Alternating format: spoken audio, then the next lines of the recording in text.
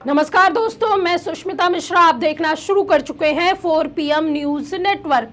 दोस्तों, क्या राहुल गांधी के बाद अखिलेश यादव विपक्ष का दूसरा सबसे बड़ा चेहरा बनते जा रहे हैं?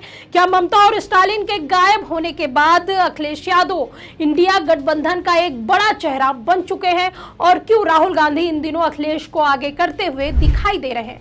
दोस्तों, लोकसभा में विपक्ष की संख्या बल के हिसाब से देखें तो समाजवादी पार्टी के पास कांग्रेस के बाद सबसे ज्यादा सांसद है, लेकिन जिस तरीके से अखिलेश यादव और उनकी पार्टी के सांसद इन दिनों छाए हुए हैं, उसने अखिलेश यादव की इमेज को उत्तर प्रदेश से बाहर लाकर नेशनल लेवल पर स्थापित कर दिया है। यही नहीं, खुद राहुल गांधी भी अब ये बात समझ चुके हैं और कहीं ना कहीं खुद राहुल गांधी भी उन्हें प्रमोट करते हुए नजर आ रहे हैं। यकीन नहीं आता तो इस वीडियो को देख लीजिए, जिसमें राहुल गांधी खुद प्रोटेस्ट के दौरान अखिलेश यादव को विपक्ष के सेंटर स्टेज देते हुए नजर आ रहे हैं। जबकि भाजपा और गोदी मीडिया आए दिन यूपी विधानसभा चुनाव से पहले दो लड़कों की जोड़ी के बीच आग लगाने का काम करती रहती है। तो क्या सच में अखिलेश यादव विपक्ष के नंबर 2 के नेता बनते जा रहे हैं? और कैसे दो लड़कों की जोड़ी ने भाजपा के लिए बड़ी मुश्किल खड़ी कर दी, बताएंगे आपको इस रिपोर्ट में। दोस्तों, इन दिनों देश में विपक्ष की राजनीति में एक बड़ा फेरबदल होता दिख रहा है। पश्चिम बंगाल विधानसभा चुनाव में ममता बनर्जी और तमिलनाडु में डीएमके की हार के बाद कांग्रेस के राहुल गांधी स्वाभाविक रूप से विपक्ष का सबसे बड़ा चेहरा बन गए। लोकसभा सांसदों की संख्या के हिसाब से राहुल गांधी तो पहले से ही विपक्ष में सबसे ताकतवर नेता थे, लेकिन इन दिनों बड़े नेताओं की हार के बाद विपक्षी नेताओं ने इसे स्वीकारना भी शुरू कर दिया। ये वाली राजनीतिक पिक्चर तो सबको समझ में आ रही है, लेकिन यहाँ गौर करने वाली बात यह है कि विपक्ष में नए पोस्टर बॉय के रूप में नया चेहरा अखिलेश यादव बनते दिख रहे हैं। पिछले कुछ महीनों की राजनीति पर नजर डालें तो एक बात साफ दिखाई देती है कि जहां एक तरफ राहुल गांधी पूरे विपक्ष का नेतृत्व करते हुए दिखाई दे रहे हैं, वहीं दूसरी तरफ अखिलेश यादव लगातार हर बड़े राष्ट्रीय मुद्दे पर मौजूद रहते हुए अपनी अलग पहचान बना रहे हैं। संसद से लेकर सड़क तक, प्रेस कॉन्फ्रेंस से लेकर विरोध प्रदर्शन तक, शायद ही कोई बड़ा मंच हो जहां अखिलेश यादव की मौजूदगी महसूस न की जा रही हो। यही वजह है कि अब राजनीतिक गलियारों में भी यह चर्चा शुरू हो चुकी है, क्या राहुल गांधी के बाद विपक्ष में सबसे ज्यादा स्वीकार्यता रखने वाले नेता अखिलेश यादव बन चुके हैं। विपक्ष के तमाम बड़े नेताओं के राज्य चुनाव में हार के बाद समाजवादी पार्टी के अध्यक्ष अखिलेश यादव का कद बढ़ता हुआ दिख रहा है। अगर आप विपक्ष की राजनीति को फॉलो करते होंगे तो आपने देखा होगा कि हर बड़े राजनीतिक मंच पर अखिलेश यादव कहीं ना कहीं केंद्र में देखे जा रहे हैं। दिलचस्प बात यह है कि जब विपक्ष में ममता बनर्जी और एमके स्टालिन मजबूत स्थिति में थे, तब राहुल गांधी और कांग्रेस उन्हें बड़े मंचों पर उस तरह से प्रमोट नहीं करते थे। बात चाहे संसद की हो या धरना प्रदर्शन या रैलियों की, राष्ट्रीय स्तर पर कहीं भी ऐसा नहीं देखा जाता कि कांग्रेस ममता बनर्जी या एमके स्टालिन को प्रमुखता से आगे रखती हो।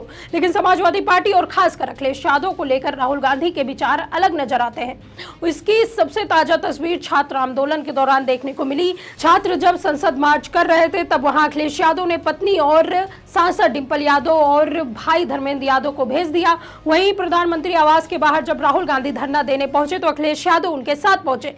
इस बीच दोनों के बीच एक कनेक्शन देखने को मिला। इंडिया गठबंधन की कोई दूसरी पार्टी के नेता वहां नहीं पहुंचे सिवाय अखिलेश के। इस दौरान जब पुलिसकर्मी राहुल को पकड़ने की कोशिश में लगे थे तो अखिलेश यादव पुलिस वालों से उनको छुड़ाने में सबसे आगे खड़े थे। फिर पुलिस दोनों के साथ साथ एक ही डिटेंशन सेंटर ले जाती और डिटेंशन सेंटर में घुसने से पहले जो माहौल देखने को मिला उसने सबको हैरान कर दिया। समझ ही नहीं आ रहा था कि बस में अखिलेश यादव को हाईजैक किया हुआ है या समाजवादियों ने बस को हाईजैक किया हुआ है। वहीं अखिलेश यादव और राहुल गांधी की धरना प्रदर्शन वाली तस्वीरें पर वापस आए तो राजनीतिक जानकारों का मानना है कि ऐसी तस्वीर केवल औपचारिकता नहीं होती। राजनीति में कौन किसके साथ खड़ा है, किसे मंच पर आगे जगह मिल रही है और किसके साथ लगातार कैमरे में दिखाई दे रहा है, इन सबका अपना राजनीतिक संदेश होता है। यही कारण है कि राहुल गांधी और अखिलेश यादव की बढ़ती नजदीकियों को विपक्ष के भविष्य की राजनीति से जोड़कर देखा जा रहा है। आज सत्ता की आंखों में आंखें डालकर पत्रकारिता करना मुश्किल हो गया है। हम पर मुकदमे से लेकर चैनल को बंद करने का दबाव बनाया जा रहा है। मुश्किल दौर है, लेकिन हम हार नहीं मानेंगे। इसलिए 4 PM को ज़्यादा से ज़्यादा ज्वाइन करें और स्वतंत्र पत्रकारिता को जिंदा रखने के लिए जितना हो सके हमारा आर्थिक सहयोग करें। उम्मीद है कि आपके सपोर्ट से ये जंग भी हम जीत जाएंगे। इसके बाद गुरुवार को संसद भवन परिसर में जब विपक्षी सांसद छात्रों के समर्थन और शिक्षा मंत्री धर्मेंद्र प्रधान के इस्तीफे की मांग को लेकर प्रदर्शन कर रहे थे, तब भी ज्यादा धूप की वजह से बुजुर्ग सोनिया गांधी के वहां से हटने के बाद राहुल गांधी एक बार फिर अखिलेश यादव का हाथ खींचकर अपने पास खड़ा करते दिखे।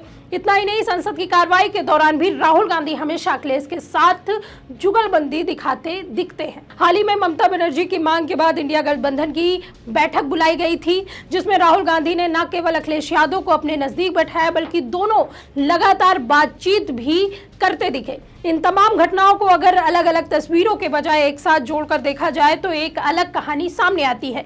यह कहानी केवल दो नेताओं और दोस्ती की नहीं है, बल्कि विपक्ष की नई रणनीति की भी हो सकती है, क्योंकि उत्तर प्रदेश की राजनीति में समाजवादी पार्टी सबसे बड़ी विपक्षी ताकत है और राष्ट्रीय स्तर पर कांग्रेस सबसे बड़ी पार्टी है। ऐसे में दोनों दलों का साथ रहना भाजपा के लिए चुनौती बन सकता है। आमतौर पर सहयोगी दलों के एजेंडे से ज्यादा अलग अपना मुद्दा थोपने वाले राहुल गांधी अखिलेश यादव के मामले में अलग दिखते हैं। इस बार अखिलेश यादव को बर्थडे विश करते हुए उनके पीडीए पिछड़ा दलित अल्पसंख्यक के फार्मूले के साथ चलने का आश्वासन भी देते दिखे, जबकि इससे पहले बिहार चुनाव के दौरान तेजस्वी यादव और उनकी पार्टी पढ़ाई दवाई कमाई के मुद्दे को आगे कर चुनाव में जाना चाहती थी, लेकिन राहुल गांधी ने SIR का मुद्दा थोप दिया, जिसकी वजह से पूरे गठबंधन को नुकसान उठाना पड़ा। यानी कि राहुल गांधी का यह रवैया बताता है कि अखिलेश यादव के साथ वह पहले की तुलना में कहीं ज्यादा लचीले नजर आ रहे हैं। राजनीतिक विश्लेषक भी मानते हैं कि उत्तर प्रदेश जैसे बड़े राज्य में कांग्रेस अकेले अपने दम पर मजबूत स्थिति में नहीं है और ऐसे में समाजवादी पार्टी के साथ बेहतर तालमेल कांग्रेस की रणनीति का अहम हिस्सा बन सकता है। लेकिन ऐसे में सवाल उठता है, आखिर राहुल गांधी अखिलेश यादव को क्यों विपक्ष का सबसे बड़ा चेहरा बनाना चाह रहे हैं। दोस्तों, अगर हम थोड़ा पीछे जाएं और देखें तो 2014 के लोकसभा चुनाव में करारी हार मिलने के बाद जब तमाम सहयोगी कांग्रेस से दूर हट रहे थे, तब अखिलेश यादव ने 2017 के यूपी चुनाव में राहुल गांधी को साथ लिया था। इतना ही नहीं, चुनाव में 200 सीटें भी दी थी। इसके बाद 2019 के लोकसभा चुनाव में भले ही दोनों का गठबंधन नहीं बन सका, लेकिन अखिलेश यादव ने पूरे चुनाव प्रचार में कांग्रेस और राहुल गांधी पर कभी तीखे हमले नहीं किए। 2023 मध्य प्रदेश विधानसभा चुनाव में भले ही कांग्रेस के कमलनाथ ने अखिलेश यादव को लेकर आपत्तिजनक कमेंट किया, लेकिन फिर भी सपा अध्यक्ष की भाषा सहमित ही बनी रही।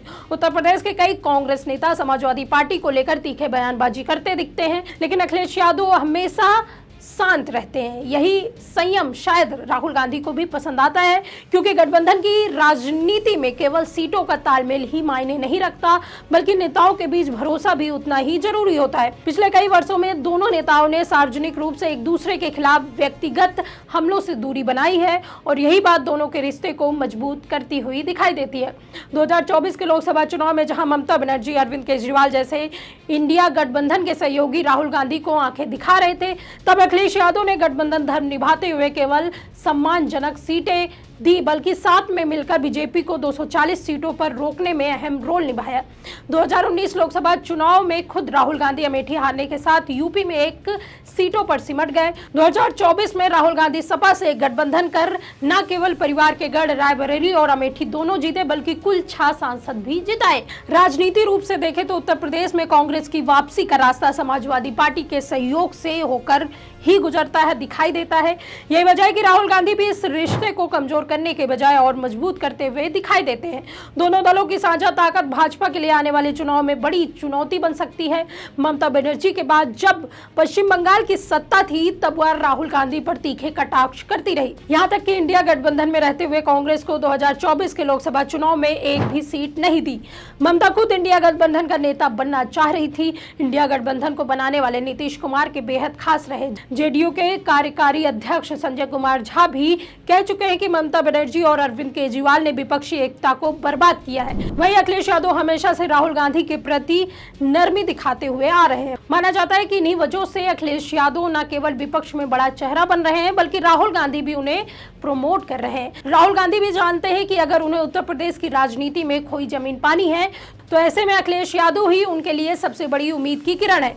यही कारण है कि आज संसद से लेकर सड़क तक, विरोध प्रदर्शन से लेकर गठबंधन की बैठकों तक दोनों नेताओं की केमिस्ट्री लगातार मजबूत होती दिख रही है। यही बात बीजेपी को सबसे ज्यादा खटक रही है, इसलिए वो इन दोनों नेताओं के बीच अनबन की खबरें चलवाती रहती है, क्योंकि उन्हें पता है कि ये दो लड़के 2017 से बहुत आगे निकल चुके हैं। 27 से पहले जहां मोदी और योगी के बीच फासला देखने को मिल रहा है, तो वहीं राहुल अखिलेश की मजबूत होती जोड़ी बीजेपी के लिए सिरदर्द बनती जा रही है। आने वाले समय में यह देखना होगा कि यह जोड़ी सिर्फ उत्तर प्रदेश की राजनीति तक सीमित रहती है या फिर पूरे राष्ट्रीय विपक्ष की सबसे मजबूत धुरी बन जाती है। इस पर सभी की नजरें टिकी हुई हैं। इस पर आपकी क्या राय है, हमें कमेंट में जरूर बताइए। अगर वीडियो पसंद आई हो तो लाइक और शेयर करें, और अगर आपने अभी तक हमारे चैनल को सब्सक्राइब नहीं किया है तो कर लीजिए और जुड़े रहिए 4 PM न्यूज नेटवर्क के साथ। नमस्कार।